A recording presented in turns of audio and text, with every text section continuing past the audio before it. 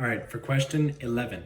If Canada went to war and a Canadian soldier refused to fight based on genuine moral, ethical, or religious grounds, the Canadian government should respect the principles of conscientious objection enshrined in human rights charters. So, instead of imposing criminal penalties, the government should allow the soldier to transition out of combat duties into non-combat roles, such as a medical support or disaster relief, or honorably discharge them without prosecution.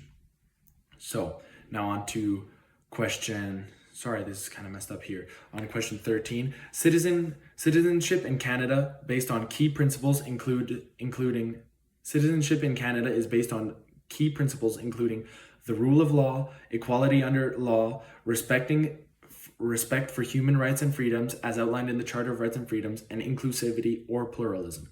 For question 14, people can directly get involved in their communities by volunteering at local food banks or community centers and by participating in local neighborhood cleanup projects. Indirectly, people can get involved by donating money or resources to local charitable organizations and by voting in municipal elections or signing petitions to support local infrastructure improvements. Question 15. Rudyard Griffiths believes that the most important role of a citizen is active civic participation and historical literacy, specifically understanding Canada's history, traditions, and democratic institutions in order to meaningfully contribute to the country's public life. Question 16. The ideal citizen should possess characteristics such as empathy, shown by considering how public policies impact marginalized groups, and an informed mindset, shown by staying updated on local and national news. Actions should include voting regularly in elections to cast an informed ballot and volunteering personal time to community initiative. Responsibilities should include obeying all local, provincial, and federal laws and fulfilling civic obligations such as participating in jury duty when called upon. Question 17. I agree with Michel Jean's perspective because placing shared national citizenship above personal or regional divisions fosters national unity, mutual respect, and legal equity among diverse populations. Her view expresses a collectivist ideology because it prioritizes collective national identity, common social cohesion, and shared civic responsibility over individual or subgroup references. Question 18. Being Canadian means living in an inclusive, peace-building society that values diversity, fairness, and mutual support. Examples include having access to universal healthcare and social safety nets, living in a multicultural society that respects diverse cultures, protecting fundamental freedoms under the Charter of Rights and Freedoms, and participating in global peace-building and environment stewardship initiatives. For question 19. Members of Peace Brigade International, PBI, have embraced a collectivist ideology. Evidence supporting this includes their reliance on international solidarity, nonviolent team deployment, and working collectively to safeguard human rights defenders and vulnerable communities facing systematic violence.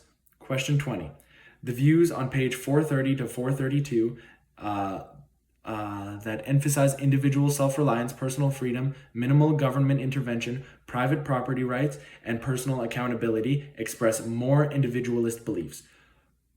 Conversely, the views that focus on social welfare programs, community solidarity, public ownership, government responsibility for social equality, and collective well-being express more collectivist views.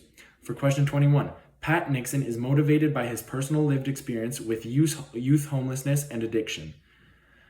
Combined with his faith and deep desire to help vulnerable people rebuild their lives, his mission is to provide shelter, basic needs, emotional support, and long-term recovery programs to individuals experiencing homelessness through organizations like the Mustard Seed. Question 22. This is an example of being an upstander. Instead of remaining passive bystanders when witnessing bullying, Travis Price and David Shepard actively took an ethical stance, mobilizing their peers and created a supportive environment for the target student. Question 23. Corey Chilibek co-founded the Earth Group, a social enterprise that sells sustainable products like water, coffee, and tea, using profits to fund school meal programs for children in developing nations in partnership with the UN Food Program. Meanwhile, Salima Y. Ibrahim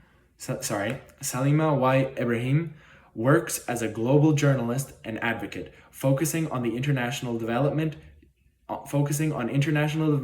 human rights abuse, and bringing media attention to underreported global issues that drive policy solutions.